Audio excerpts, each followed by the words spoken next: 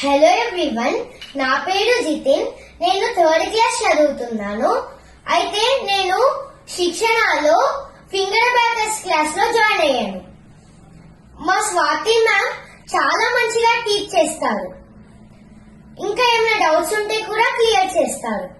అయితే ఈరోజు finger abacus లోని ఫింగర్ వాల్యూస్ చెప్తాను.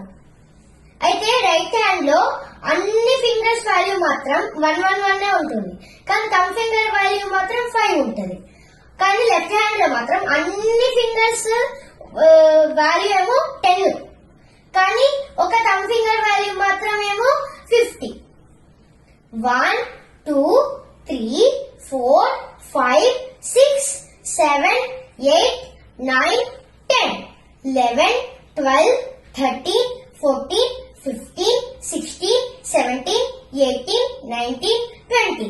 ఆ తర్వాత 30 40 50 60 70 80 90.